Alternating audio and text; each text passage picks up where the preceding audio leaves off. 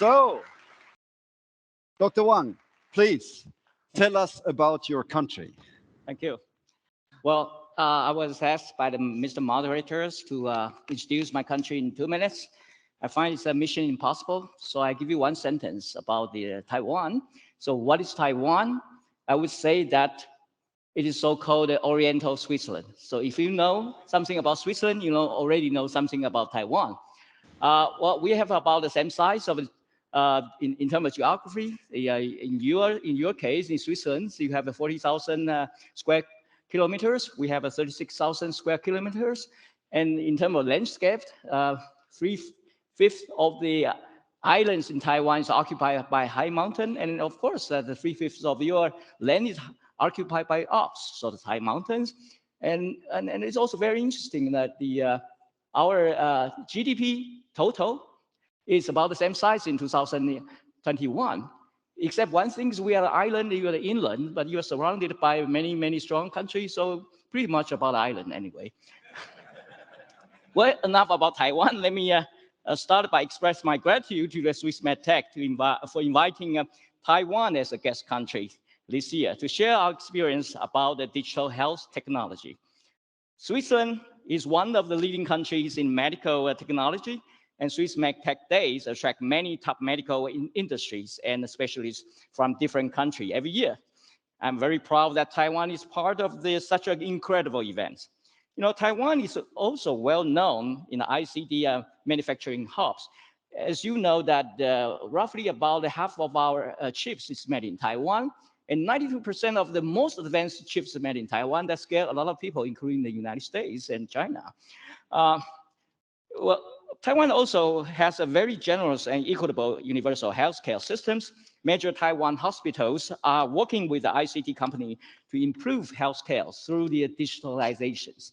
The digital technology is extremely important to the post-pandemic recovery, and we wish to have international cooperations with countries who share the same democratic and liberal values. Switzerland is, of course, one of our priorities to work with.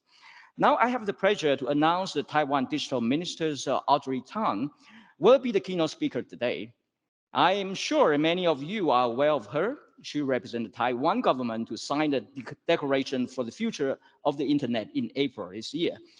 Together with the United States, Australia, Canada, Japan, UK, and the EU and other countries in the world, we committed to build an internet environment where economic and social development is encouraged.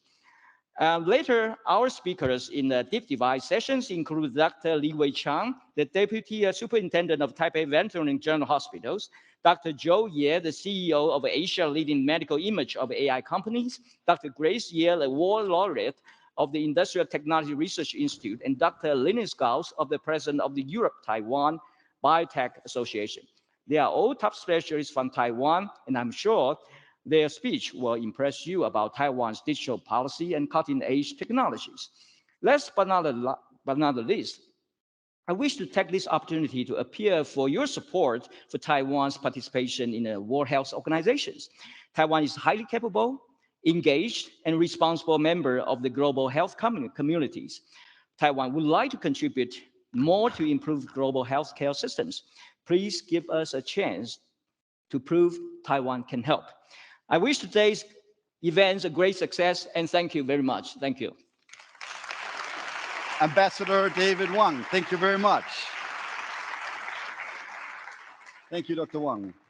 And now I'd like to introduce my co-moderator for this session, which is Dr. Sang-Il Kim. He's an MD and PhD. He's since recently at the Bern University of Applied Sciences. Initially, he's a radiologist, studied in Hamburg, spent several years with Siemens, eHealth Swiss, Swiss Post. He was also in the middle of the perfect storm of the digital transformation of the Swiss Federal Office of Public Health, BAG. His division had the task of setting up the electronic patient record in Switzerland and was responsible for the management of the COVID pandemic. So he's not choosing the easy topics, Dr. Kim. And with our technical capabilities of today, even though there's 4 hours time difference, Dr. Kim will now have an interview with the Digital Minister of Taiwan, Audrey Tang. Welcome, Dr. Kim.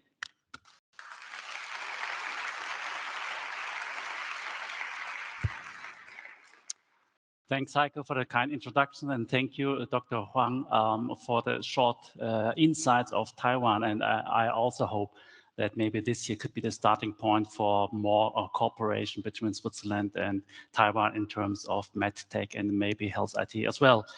So I'm very, very pleased that I can have here a virtual interview with the Digital Minister of Taiwan, Ms. Audrey Tang. And of course, we hope that we get some ideas of their visions in Taiwan, their achievements, challenges, and also the obstacles they have introducing digital means to the healthcare area or to the society in general. So I hope she is already online. Oh, yeah. I tried like you. Sorry. I know that you are a techie, a trekkie. Yeah. Welcome. Really, thank you that you are here with us. And it's really a big honor to have this interview with you. And she's the digital minister since 2016. And she shall help government agencies to communicate policy goals and managing information published by the government. So its major topic is the communication between, the governmental side and also the public side, and both with digital means. And she was the youngest minister in Taiwan without a portfolio. I was really astonished, without a portfolio. So you could do everything what you wanted, right? and so she has given the role to bridge the gap. And I think this is really interesting, to bridge the gap between the older and the younger generation. And I think this is one of your everyday business today. To be honest, while preparing this interview, I have seen some interviews on the internet, and and I can say I have become a fan of you. To be honest, I really was impressed by your clear thoughts and your very intrinsic motivation, I feel, to help all the people. That means really all young, old men, women, everyone to use the digital means for a better life and also for a better environment. For example, also democracy. You stated once, saving democracy with digital technology, and maybe we can hear about that something more. But to give you a word about your life, there are a lot of anecdotes about you, and I heard that about your quitting school, and maybe you can tell us why you quit school, at which age. Hello, really happy to be here. I quit school when I was 14 on the second year of middle high, but I did so with the full blessing from the head of my school. I discovered at the time that all the researchers are on this new thing called the World Web in 1995. And I discovered this website called Archive, ARXIV, where people publish their preprints for peer review before going to journals. And I write them, but people didn't know across the internet I was just 14. So I was treated as a peer among researchers. So I told the head of my school, if I can do research, I don't really want to stay in the school because the research is 10 years ahead of what I read in the school books. And then all my teachers and the head of school agreed. Actually, the principal said, yeah, it seems like really exciting. So just go for it and you don't have to go to my school anymore. That is when I started self-education and then started quite a few startups on web technologies shortly afterwards. Oh, thank you very much for this history, backside. I think this shows also that you are doing things where you really believe in. And we hope also that we can learn a little bit about you, from you, and also from Taiwan regards to the digitization of society and especially here, digitization of the healthcare system. Well, to be honest, I was also astonished when I read, Taiwan has a digital ministry. I thought, well, in Switzerland, I don't know if we have a digital ministry. Not yet, I think. Then I grabbed a little bit and I realized also Japan has a digital ministry. And since this year, also Germany, our big neighbor, has also a digital ministry. And maybe this could be a key point for the digitization of society, to have someone responsible for that. Do you feel responsible for digitization of Taiwan? In Taiwan, the word digital, 数位, also means plural. like more than one, numerous. They share the same root numbers.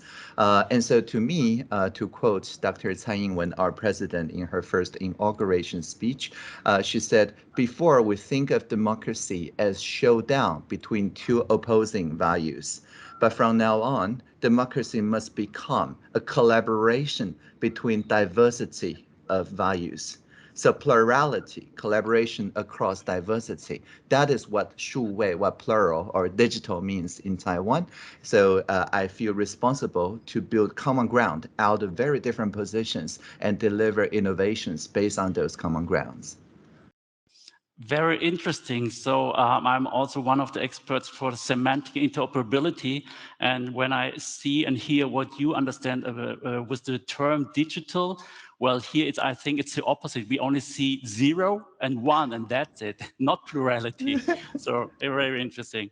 Okay, can you tell us maybe what was the reason that the Taiwanese government established such kind of ministry for digital affairs?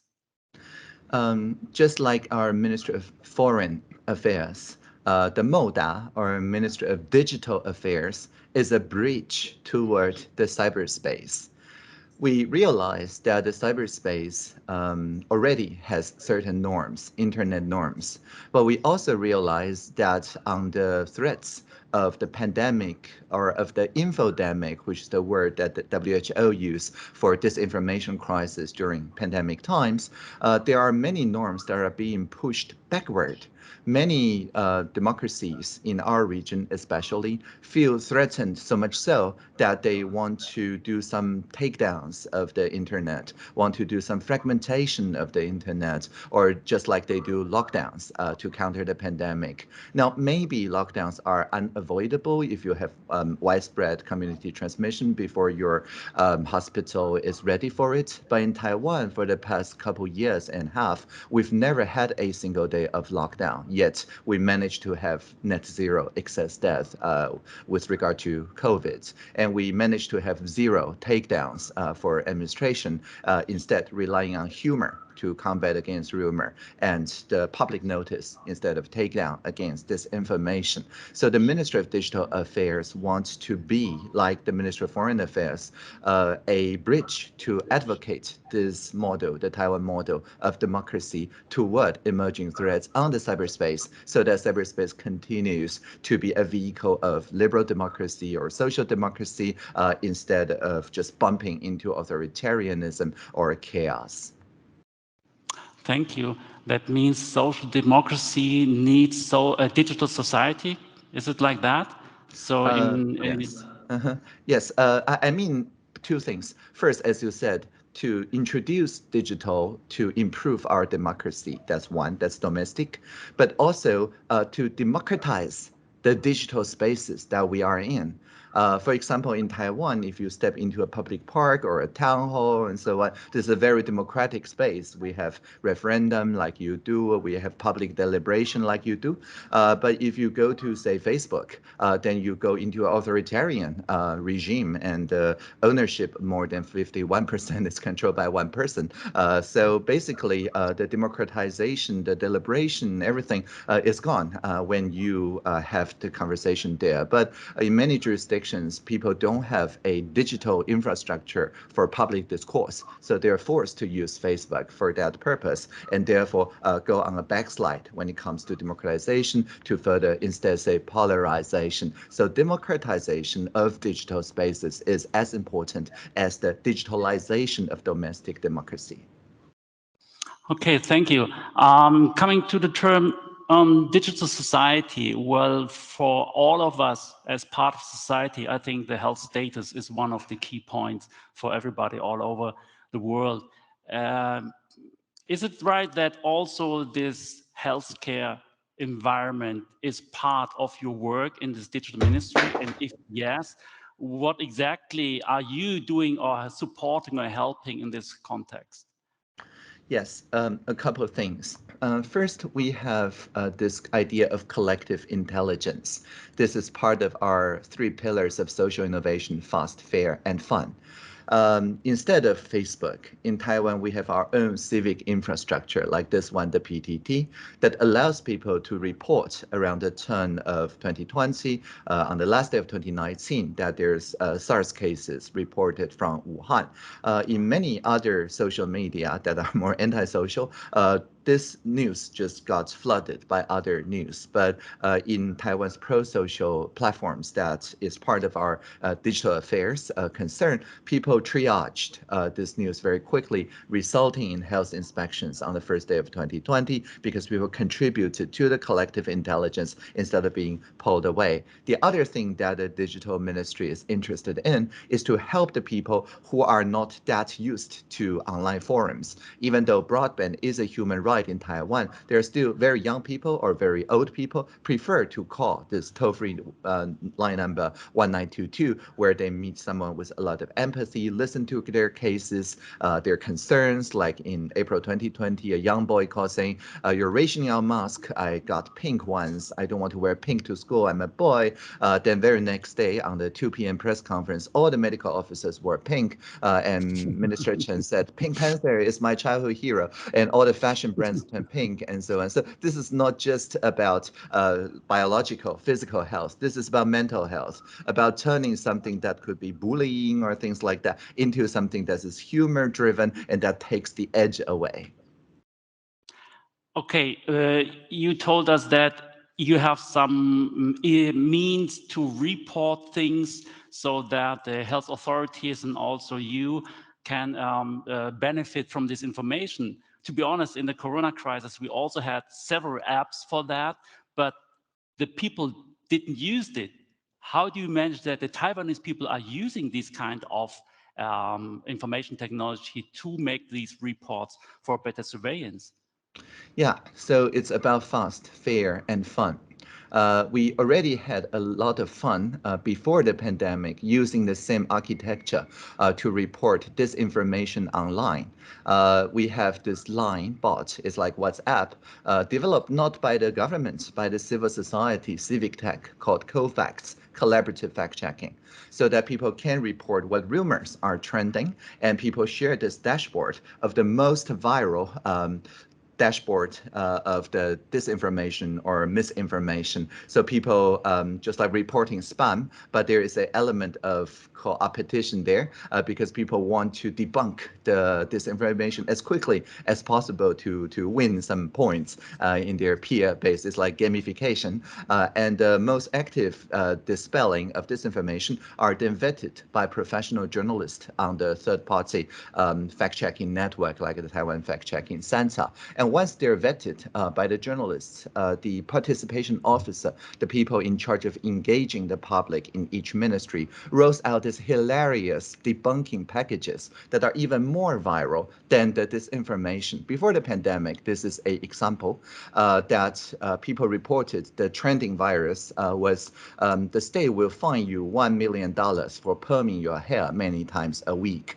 Now, after just 2 hours, this picture gets posted by the head of cabinet, our premier, Su Zhenchang, that says it's not true. It quotes the mRNA of the virus. It's not true.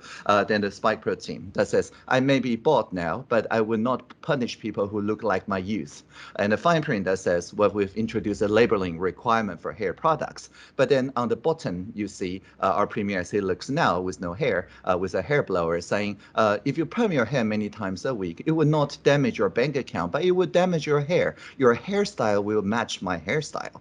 This is hilarious. And it reached far more people than the disinformation and empowered people to share the clarification, the fact check, and so on. So we already have that sort of civic crowdsourcing before going into the pandemic. So people is reasonably sure that if they surface something such as a new way, point out a bias, it will get a result in not 24 hours, in 2 hours.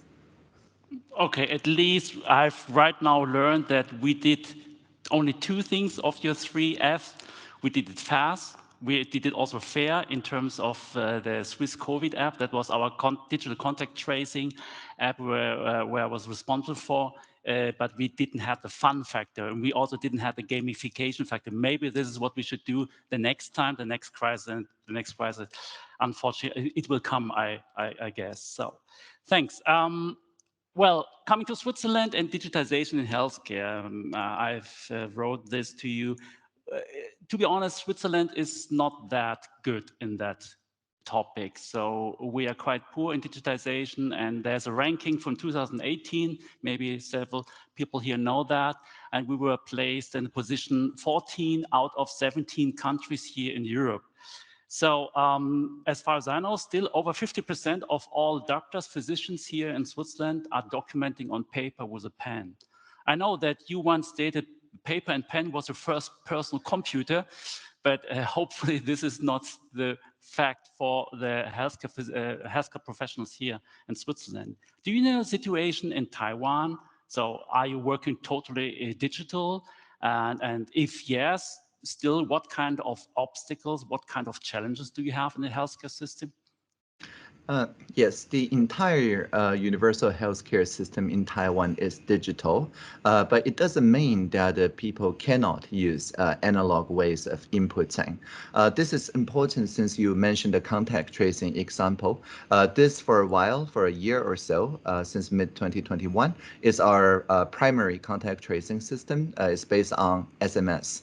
So instead of installing any app, you don't have to install an app. This is a built-in camera. You just point it to the QR code. It pops out 1922, the toll-free number, and you send a 15-digit random code, and that's it. That's all the check-in requires. The point I'm making is that introducing a new app usually just exclude 20% of people, because we know 20% of people, although they can use a phone and the building apps, they do not have the expertise or they feel insecure about installing new apps. But the flip phones also important. So you can look at a 15 random digit, manually text that to 1922, and that still counts as a check-in. So again, that includes like 10% more of people. And all of them can go to a website to see which contact tracers have looked at their records in the past 28 days. So again, a reverse accountability, reciprocal transparency. Now, with this in mind, it means that even people who do not carry any feature phone or anything at all, they can work with people who are nearby, who accompany them. At the end of the day, they can still write on a piece of paper, but at least people can build a ladder of expertise of a little bit more, learning a little bit more, and assisting people. And once people see that if they take their IC card to the local convenience store, they don't know how to operate a kiosk to pre-order the mask or get a vaccine or get a rapid test and so on. And in these cases, the people in the convenience store can help them to take their card, to point and click on the kiosk. But even my grandma, who is almost 90 years old now, after a couple of times of pre-ordering mask, she also remembers what to click on the kiosk. And so she can teach her friends in their 80s and 90s afterwards. So the point first is to have an assistive intermediary, the pharmacist, the convenience store staff. And second, to always design with a maximally inclusive way so that people, even with just a flip phone and so on, can also learn something. And then to them, it's a little bit better than paper then. Mike? Yes. Okay, I see that you are interpreting the fair part much broader than we did. Yeah, so you are much more inclusive. They're targeting all the people, as I said in the beginning, old, young, and also well-professioned and not well-professioned. Okay. But coming again to the healthcare system in Taiwan, do you think that the digitization of the healthcare system in Taiwan is perfect? So what are the downsides, in your opinion, of the current situation? One maybe small question, do you have a kind of a national electronic health record for every citizen? Yes. So we just tried right now here in Switzerland. It's called Elektronisches Patientendossier. I think not all of you know that. It is already established. You can have one if you want, but we have only, I think, 40,000, and that's it for the whole population right now. Yeah, in Taiwan, in 2003, we had our SARS epidemic. At the time, only a very small part in our country, the Penghu or Pescadores Island, is piloting the electronic records and the IC card for universal healthcare. Everybody else, including like everyone in Taiwan or Jinmen, Mazu, and so on, are using those paper-based cards with paper-based records that are, well, the good word is federated, but really dispersed among all the different HIS systems in all the clinics and so on. Now, after SARS, I think people wake up to the fact that without such databases for, as I mentioned, reverse accountability, for ledger and so on, in terms of epidemic control, it would like be fighting blind because there's no way to get real-time access to the information and to get information to people. And so people generally agreed that we need to have a national healthcare database, but the constraints, the human right abuse prevention, the data protection and so on are paramount. So we held a citizens deliberation assembly with statistically representative people to just deliberate on the parameters of this. So it's rolled out 2004, 2005. Now, in the 15, 16 years since the establishment, we have not had a single major incident cybersecurity-wise or privacy-wise. So it's very much relied upon. So by the time that we encountered the COVID-19 pandemic, we basically increased the reach of the universal healthcare system. It didn't used to, for example, link to the immigration records, but now it's linked so that the clinic can see whether you come from a place that was more COVID than Taiwan around 2020, or it's also linked, as I mentioned, to mask availability, purchasing, rapid test purchasing, like everything. So it used to be just medicine, healthcare, but now it's just generalized pandemic control. Of course, there are also concerns that whether this is going beyond the scope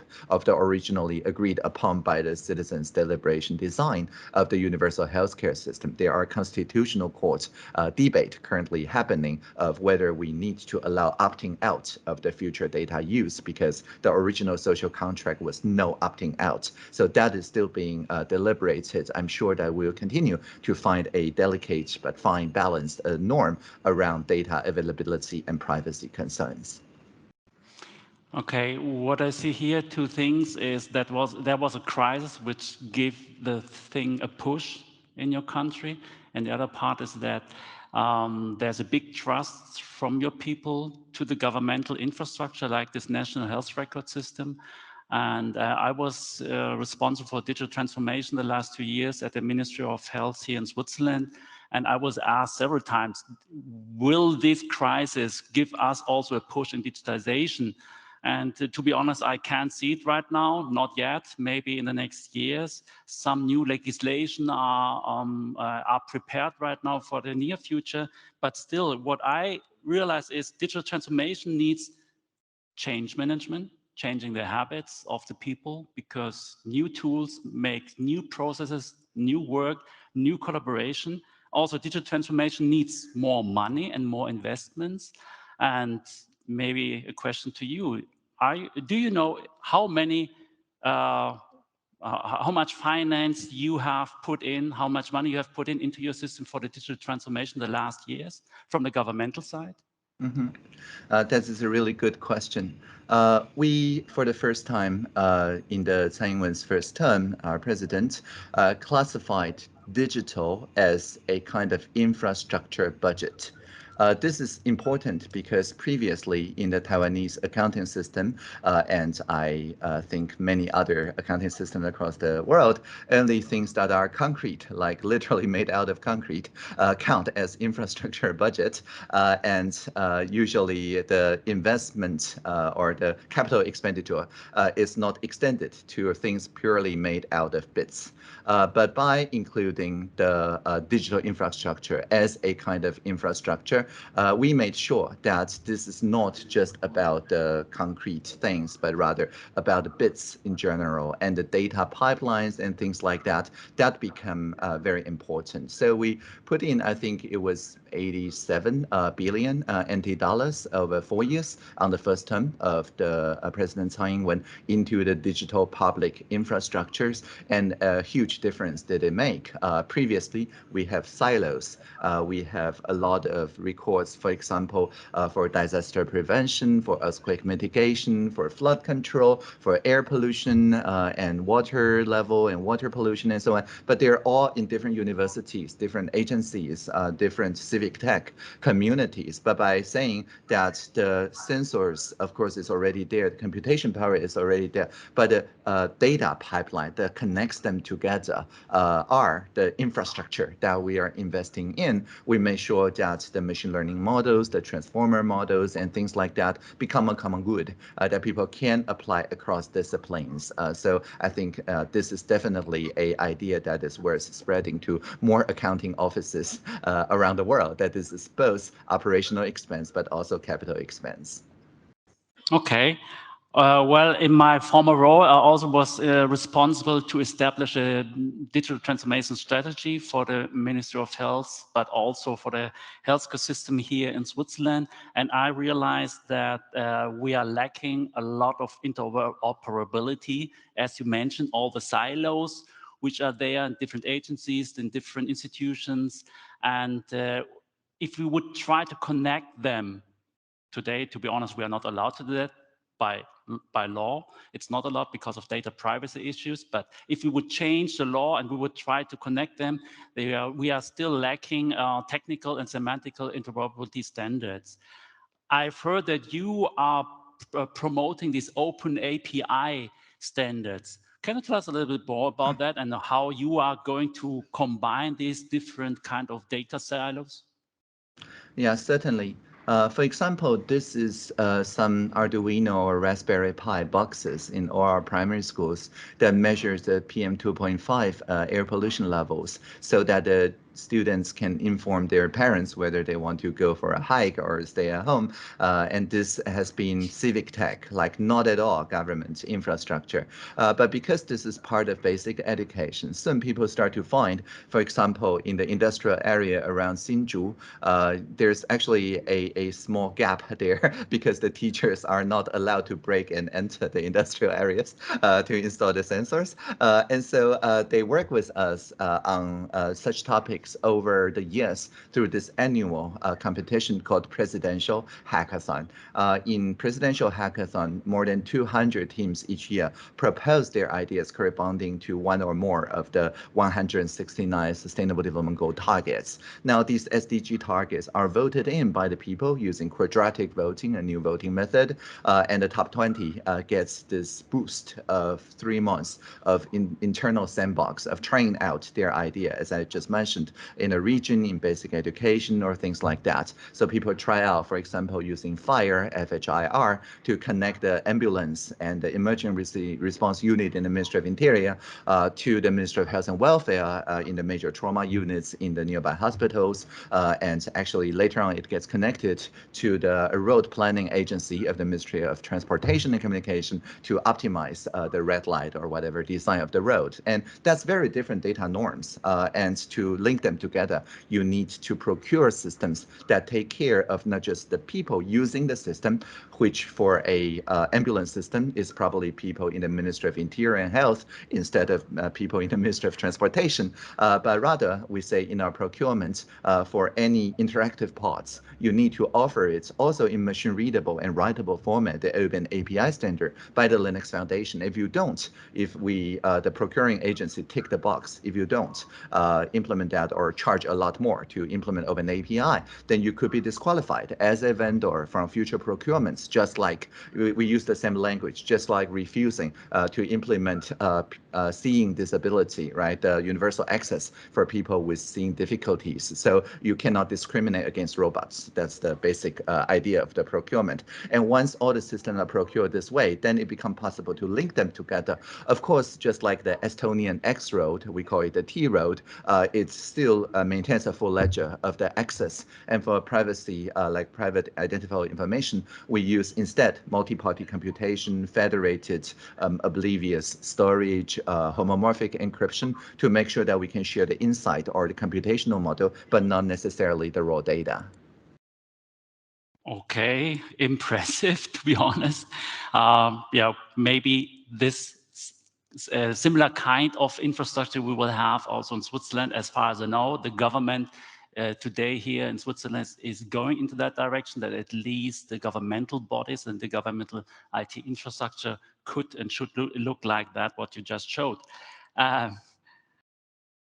As you know, we are here at the Swiss Medtech event, so medical devices, mobile devices also for healthcare delivery, and as well as software, mobile apps for healthcare delivery. Short question, are you using a mobile device for healthcare or some software for that? Yes, in an extended sense, right? I popularized the use of medical for psychological consultations. Previously, it was not possible for people in Taiwan in the psychiatrist or counseling profession to operate throughout the internet because there's a law that says it need to be done in the designated place. But then we creatively reinterpreted so that anything a counselor's computer connects to is also interpreted to be in the same place. And so that extended the reach of things. So yeah, I have on my phone Far Hugs, which is like hugs from remote, a psychological counseling tool that I personally help to interpret into existence. Okay, maybe you know that there's this GDPR, the data privacy regulation here in Europe, and as well we have a new medical device regulation, which is effective from this year on and last year on, and it's quite a big hurdle to jump over here for the medical device companies. Do you know how the quality assurance is done in Taiwan? So regards to medical software, regards to medical devices. And what my personal opinion is, especially for the software, these medical device regulation is not really fitting. What's your opinion on that? Yeah, I think the latest, well, one of the later Apple Watch models that doubles as a kind of diagnostics device was the first public case that received a lot of scrutiny from our Ministry of Health and Welfare in terms of its use as a kind of medical device, but it pertains, I'm sure, not just for the software analysis part, but also to the hardware, like the IoT sensors there, like whether it's reliable in terms of making self-diagnosis and so on. In Taiwan, although our privacy law is broadly compatible with the European model, we do not have full GDPR adequacy because each ministry is its own data protection authority. We do not yet have a single DPA that scopes over all the different ministries. So basically, the Ministry of Health and Welfare get to be the DPA and decide the norm and the privacy interpretations, which tend to be, of course, more strict compared to the interpretation, for example, from the Environmental Protection Authority that you just saw on the air boxes for very good reasons. So yeah, I think in Taiwan, we think of data norms or privacy norms not as a one-size-fits-all thing, but rather to look at them like we don't have a text norm, right? There's a journalistic norm, there's an academic norm, and in different academic fields, different norms about their papers and so on. So just like there's no one-size-fits-all text norm, we think the data norm is broadly aligned with whatever textual norm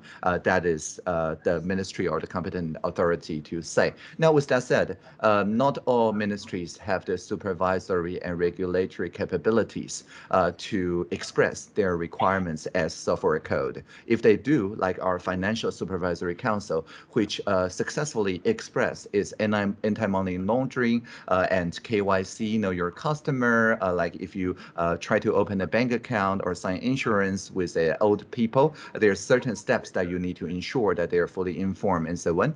And once those rules are expressed as computer code, it becomes very easy for the compliance units in the banks to just plug and play that particular module in their software instead instead of a black box that seeks certification afterward, I think we should establish a modular computer code readable legislation and regulation so that it's not we want to do evil, we do not do evil, but rather cannot do evil. That is the direction we're working forward to. Okay, thanks for these insights. One of the big challenges right now in the healthcare area is the usage of data. We have so many tons and billions and trillions of data in different data silos, which we can't access, which we can't use, for instance, for research purposes. Last year, we had here the Finnish delegation here, and Finland established a secondary use of healthcare data act 2 years ago. They were the first, I think, in the world to had a dedicated act for that. And do you know the situation in Taiwan, or maybe you can tell us how kind of secondary use using healthcare data for research, how is it possible, and what do you? Your opinion on that? Yeah, because each ministry is its own DPA. The Ministry of Health and Welfare simply interprets research based on the total data of national health insurance, legitimate altruism, public benefit, as simple as that. So not only there is no opting out from the universal healthcare, there's currently no opting out from using it in secondary research. So we are at the other end of the spectrum, like a very social thinking, a very collective thinking of data. Now, that is helped, of course, by the fact that we've never had a privacy or cybersecurity breach in the past 15 years, so the trust is high. But even so, I think the Constitutional Court, encouraged by the GDPR, is now deliberating. In a couple months, we'll have a interpretation whether that we should still allow some sort of opting out, or whether that the use of such data need to be additionally protected by, as I mentioned, zero knowledge proofs or multi-party computation or homomorphic encryption in order to continually qualify for this no opting out status. It's really opposite of our situation here. Okay, I didn't know that. Well, unfortunately, we're coming to the end. And for the last questions, we would like to hear from you. Maybe you have some recommendations for such underdeveloped countries like Switzerland in terms of digitization in healthcare. So what is your recommendation to us here in Switzerland? How could we reach a little bit more better digitization in healthcare? Yeah, I think Switzerland leads the world in deliberative and participatory and direct democracy. A lot of our work in Taiwan has been working with the European researchers on digital democracy to bring some of your techniques and processes into the digital realm so we can figure out the norms together. In 2015, our first use of the open space technology deliberation online using Polis, POL.is, shows that for the Uber X case, which is people without professional license driving to work and back, picking up strangers, charging them for it, my social media friends and families are all over the place. They don't know whether to call it sharing economy or people call it gig economy. There's a lot of contest in the space.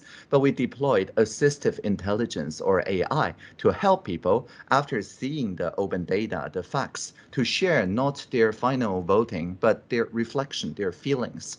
And there's no right or wrong about feelings. And after 3 weeks of running the Polis ideation, we only held to ourselves into account to answer the 10 most resonated feelings across different groups and use that as the basis for ideation and finally regulation. So for example, I feel that passenger liability very important. If you agree, you move toward me. You click agree, you move toward me. If you click disagree, you move farther away from me. But there is no reply button, so there is no room for trolls to grow. But rather, people just keep posting their own ideas, feelings to resonate with one another, knowing that only the nuanced ideas that speak to the entire population, enabling collaboration collaboration across diversity has a chance to be heard. So in mainstream media, you see divisive statements, polarization, but on the polis system, we only see the common grounds like registration, not undercutting existing meters, insurance, and so on, which we very swiftly turn into legislation. So